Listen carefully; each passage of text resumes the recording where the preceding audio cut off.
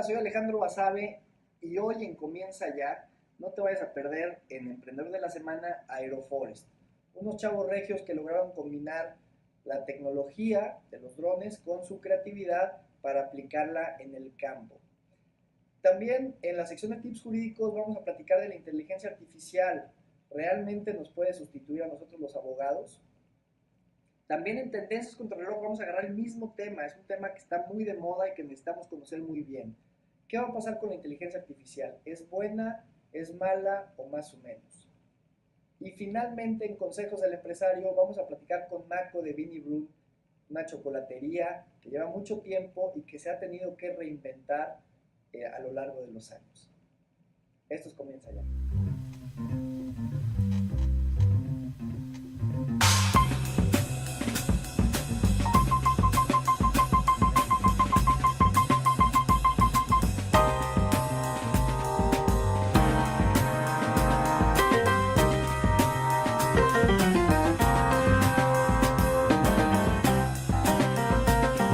Hola, ¿qué tal? Yo soy Manuel Álvarez, fundador de Aeroforest.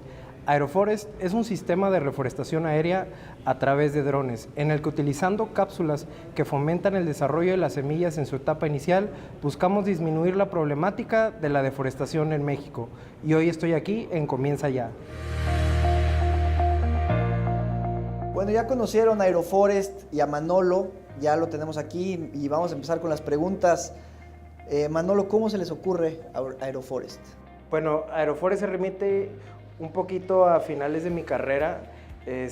Yo no soy alguien que en su familia haya negocios, inclusive yo no estudié negocios, yo soy diseñador industrial.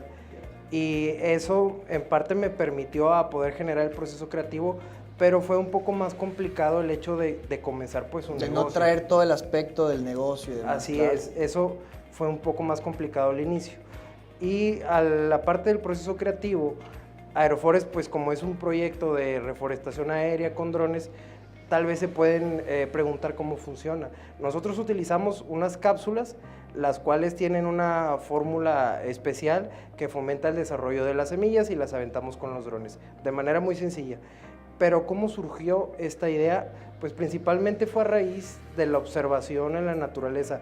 Hay algo muy interesante que es en el ciclo de alimentación de las aves que se alimentan con frutos. Comen estas aves los frutos, vuelan X cantidad de kilómetros, a algunos les parece gracioso, defecan, vaya, estos aves, y ya está la semilla con un cierto proceso de degradación por el proceso gástrico, y el mismo excremento sirve de fertilizante.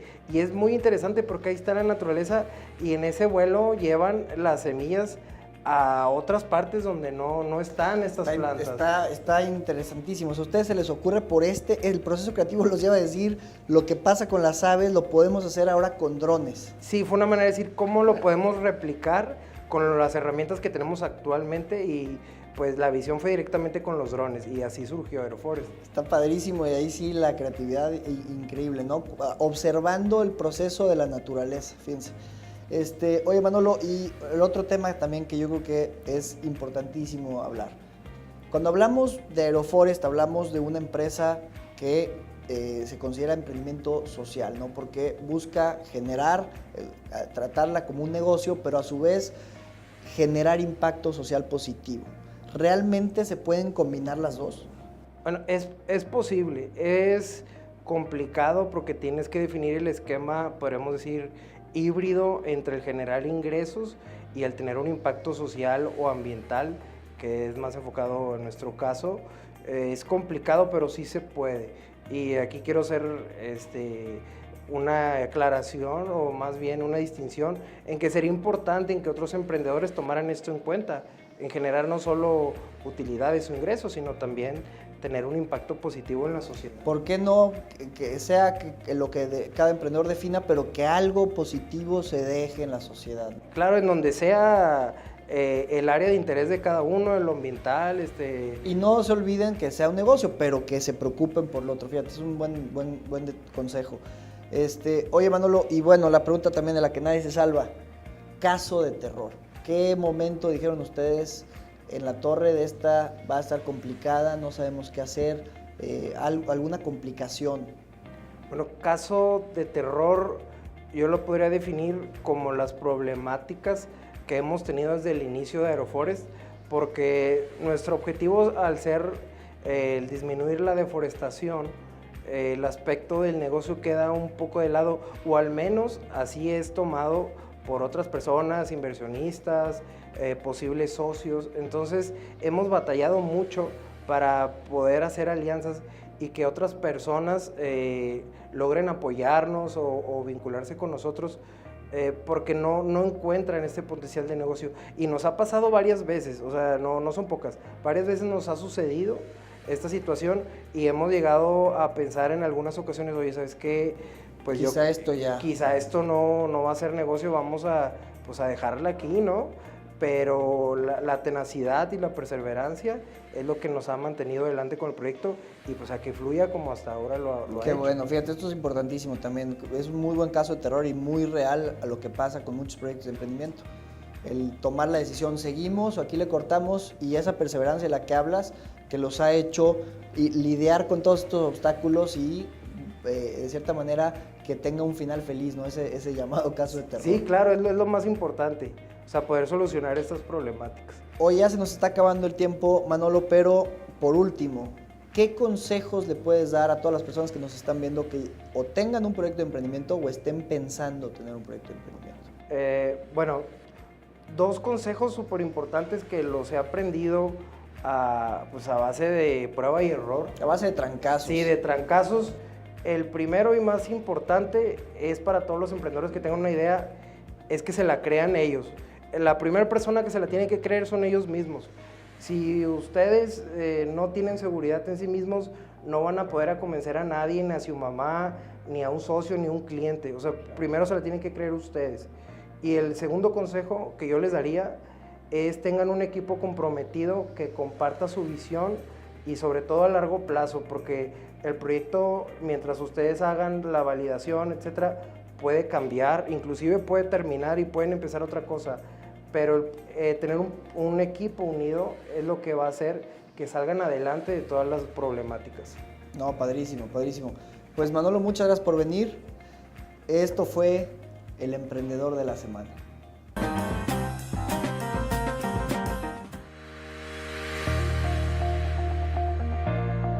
Hoy en Tips Jurídicos tenemos de invitados a David y Paulina, abogados en Comenco Startup Lawyers, que nos vienen a platicar un poquito en relación a la inteligencia artificial. David, que está a favor de la inteligencia artificial, platícanos primero un poco y en breve qué es la inteligencia artificial y si es verdad que puede sustituir a un abogado. Hola Natsi. Bueno, en breve, la inteligencia artificial es cualquier tecnología, o en este caso ordenadores o computadoras, que puedan emular o hacer como si fueran humanos en la toma de decisiones y en el razonamiento. Ok, ¿y es verdad o no que pueden sustituir al abogado? Bueno, partiendo de ese debate ya lo hacen, Natsi, y te explico. Hay dos ejemplos actualmente en el que computadoras con algoritmos que tienen acceso a leyes, a casos en internet, a constituciones, a leyes de diferentes países, ya analizan y resuelven situaciones, es decir, habilidades cognitivas, razonan y resuelven, ¿no? El primero de los ejemplos son los chatbots legales, que ya existen inclusive en México, en donde tú accesas a una computadora, pones tu asesoría jurídica o tu pregunta jurídica y el mismo chatbot te la resuelve. Segundo, una universidad en Europa ha implementado un algoritmo que analiza y puede prever o puede ver más o menos cómo se va a decidir un caso en corte. Ok, perfecto. Y Pau, ¿tú qué estás en contra? ¿Qué piensas de esto? Ok, si bien es cierto, ya existen estos chatbots que te pueden dar una asesoría legal, pero yo creo que no pueden sustituir al abogado en sí. ¿Por qué? Porque si bien es cierto, te pueden dar en cuestión de segundos cualquier artículo de cualquier ley que tú puedas para ponerlo y estipularlo dentro de un contrato. Pero, ¿dónde queda ese sentimiento humano que puede llevar a la negociación? Si bien es cierto, un algoritmo sí te puede hacer un contrato si quieres en cuestión de segundos y te lo puede hacer a la perfección, pero al momento de negociarlo, ¿dónde entra ese sentido humano para la negociación y hasta dónde puede llegar la negociación? No nada más se trata de sacar un artículo de cierta ley en cuestión de segundos. Se trata, yo creo, que de meterle más intuición y otro tipo de sentimiento más que el jurídico, porque si bien es cierto, la legislación pues sí la podemos seguir de cierta manera para llevar a cabo bien el contrato, pero también se trata de la interpretación de la misma. Ok, y David, cuéntanos un poco cómo podemos utilizar la inteligencia artificial en los negocios. Bueno, fuera del mundo legal, en los negocios se aplica y se aplica de muchas maneras, ¿no? Actualmente existen ciudades que tienen inteligencia artificial en sus sistemas de circulación vial. Entonces, son semáforos inteligentes que dicen, está habiendo mucho tráfico aquí y poco tráfico acá, fluyo más acá y fluyo menos acá, ¿no? Ese es un ejemplo que se aplica. Ahora bien, en negocios existen esa misma capacidad de razonamiento y de resolución de conflictos y resolver cuestiones que aquejan en cuestiones de líneas de producción, que en una línea de producción de un carro se atoró una pieza en específico, pues bueno, todos los robots se enfocan en resolver ese problema antes de seguir arrastrando problemas en serie y fabricar, no sé, 1000, 10,000 o hasta 1,000,000 de carros defectuosos. Ok, ¿y Pau? Ok, sí tiene un punto en base a cómo se utiliza hoy en día en los negocios la inteligencia artificial, pero si nos ponemos a pensar en las ventas, la producción de ventas, ¿cómo va a llegar un algoritmo con un potencial cliente? Con un cliente potencial a intentarlo persuadir, a intentarlo decir, mira, estos son mis servicios, y darle ese poder de convencimiento o bien hacer networking de manera que lo podamos convencer de venirse con nosotros y de que nuestro negocio es el que él necesita. Entonces yo creo que si bien es cierto, sí nos pueden ayudar a lo mejor a hacer estadísticas, análisis de riesgo, entre otras cosas, pero yo creo que el punto aquí es la inteligencia artificial va a sustituir al abogado o al humano como tal. Yo creo que no. Yo creo que es más cosa que lo va a complementar, pero nunca lo va a poder sustituir en su totalidad. Muy bien, pues muchísimas gracias, se nos acabó el tiempo. Ya saben que si tienen cualquier duda o comentario pueden hacérnosla llegar a través de las redes y correo que aparecen en pantalla. Gracias, comienza ya.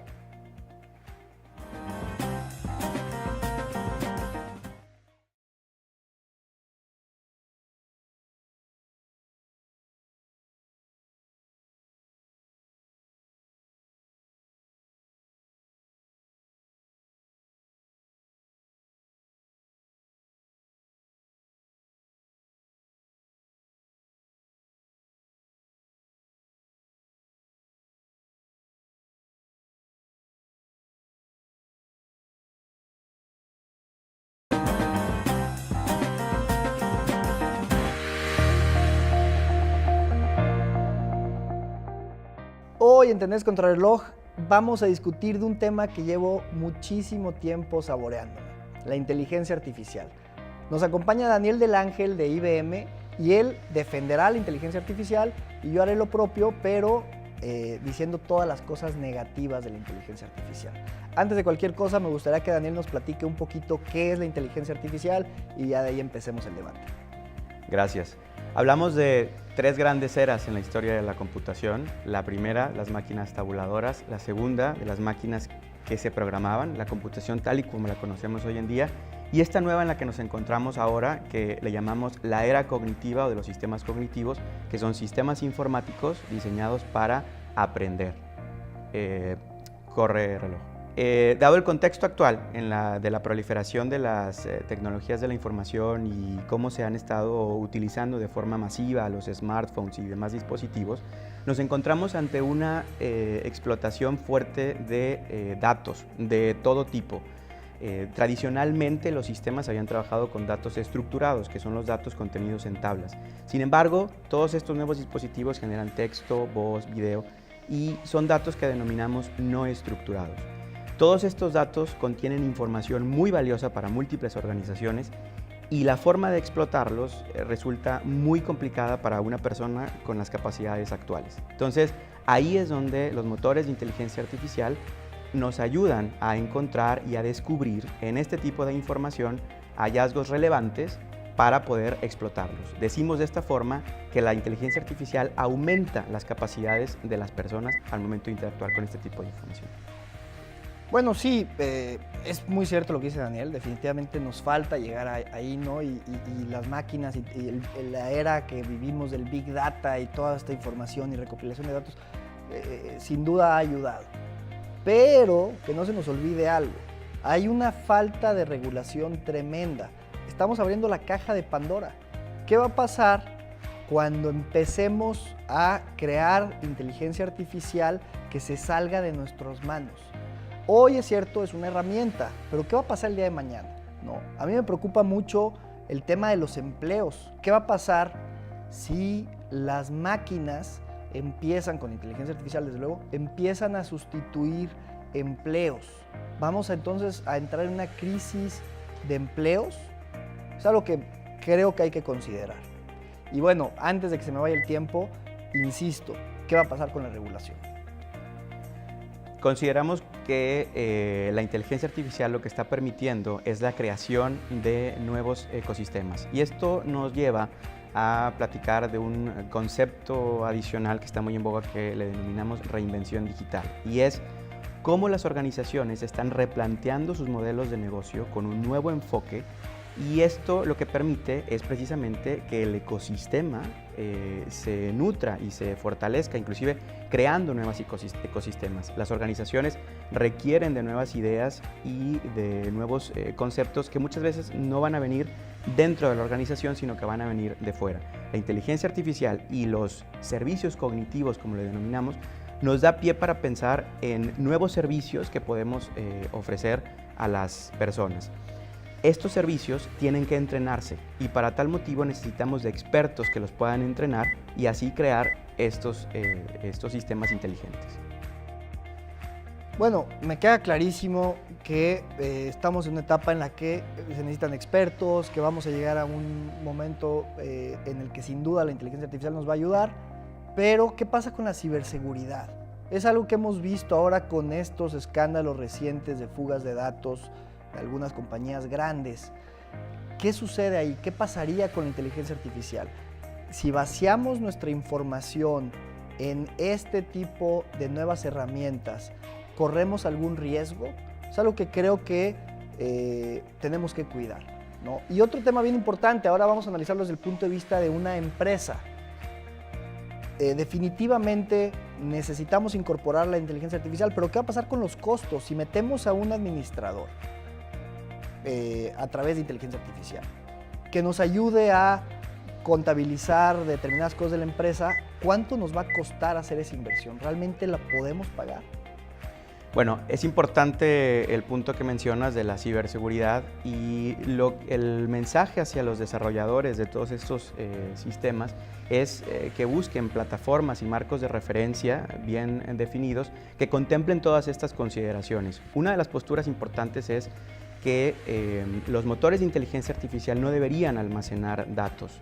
Hay que tener siempre en cuenta quién es el dueño de los datos para protegerlos. Inclusive también, obviamente, las personas tienen una responsabilidad en saber en dónde y en qué sistemas dejan su información. Ahora, se están haciendo desarrollos de inteligencia artificial para combatir la ciberseguridad. Esto es muy interesante porque es como estamos utilizando también las potencialidades de estos conceptos para atacar a los cibercriminales, ¿no?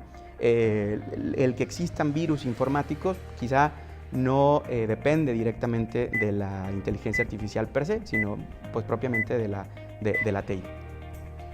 Bueno, vámonos a conclusiones. Lo primero y lo más importante, los costos que platico yo son costos que a la larga van a ser mucho menores a los que están haciendo ahora las empresas. La idea es precisamente incorporar la inteligencia artificial para reducir estos costos. Y el tema de la falta de regulación, todo se tiene que hacer, hay tiempo para hacerlo y lo más importante, la inteligencia artificial ya existe hoy en día y nos está trayendo muchísimo. Falta todavía que nos aporte más en todos los aspectos, salud, social, etcétera, pero es una realidad que ya llegó y ya está trayendo muchos beneficios. Así es, consideramos, por ejemplo, la creación de asistentes virtuales o hay conceptos como el de Digital Twin, ¿no? el gemelo digital, que nos permite crear en un ambiente simulado las condiciones para después poner ya en tiempo y en forma real a lo mejor algún proceso. Y es evidente que la tecnología está avanzando, es una nueva herramienta que está revolucionando la forma de hacer las cosas actualmente y se necesita una comprensión mayor del ecosistema y evidentemente pues las políticas necesarias para que puedan llevarse a cabo desarrollos exitosos. Ya ven, en eso sí estamos de acuerdo.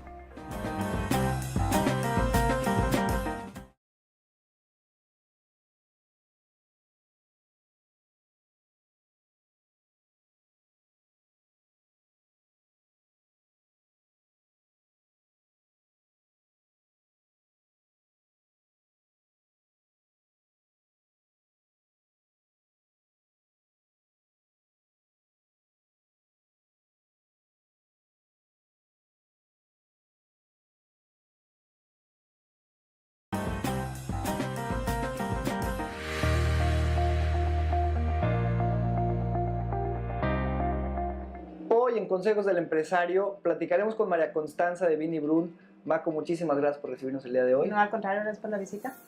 Bueno, yo creo que lo primero, siempre tenemos que empezar de el origen, ¿no? Y a mí me gustaría que nos platiques cómo nace la primer chocolatería fina de Monterrey. Bueno, este negocio nació hace 30 años, nació en casa de mis papás, lo fundó mi mamá y como muchos negocios, ¿no? Empezaron de una forma súper casera, o sea, empezó ella en la cocina a hacer chocolates. Literalmente ahí en la cocina. Literalmente en la cocina, así es.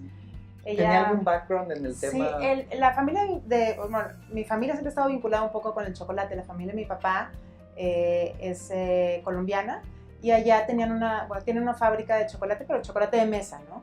Y uno de mis tíos empezó a meterse mucho al tema de la chocolatería belga y en un viaje que hicieron mis papás a Colombia aprendieron a hacer chocolates, aprendió mi mamá y entonces cuando llegó, pues dijo voy a empezar a hacerlo, ¿no? Okay. Y empezó en la casa de una manera muy informal, ¿no? Y poco a poco le fueron ya pidiendo, cada vez se fue corriendo la voz hasta que llegó un punto en el que cambió, la sala familiar de la casa se convirtió en fabriquita y así estuvo como 5 años más o menos, hasta que llegó un punto en el que ya nosotros queríamos recuperar nuestro espacio y dijimos ya, o sea, bye. Para ver la tele, exacto. Ahí está lleno de chocolate, además la tentación. Y olía, para niño, claro, ¿no? y olía todo chocolate, yo digo, muy rico, mis amigas eran muy felices, obviamente, de chicas. Pero bueno, y luego 5 años después abrió esta que fue la primera sucursal, la primera chocolatería que tiene ya más de 20 años. Esta sucursal. Esta sucursal. Ok. Así es. Y bueno, me gustaría que nos platiques. Hay un tema muy particular en este sector, ¿no? Que es muchísimos competidores. ¿Cómo se adaptaron ustedes? Porque llegan, luego empiezan a poner muchos otros y ahí ¿qué cambios tienen que hacer? Fíjate que es muy buena pregunta. Cuando Vini Brun empezó, prácticamente era la única chocolatería fina, ¿no? Entonces hubo que hacer un trabajo de educación más que nada, porque la gente no sabía lo que era una trufa, no estaba acostumbrada a comer ese tipo de chocolate. La gente decía chocolate y pues pensaba en un Snickers o cualquier chocolate comercial, ¿no? Entonces fue un trabajo como de educación para educar el paladar, para educar a la gente a entender los términos y a entender el cuidado que se le da a este chocolate. Y me imagino el costo, porque el costo, es un chocolate más barato. Es un producto artesanal, es elaborado a mano, es un producto premium con materias primas pues muy finas, ¿no?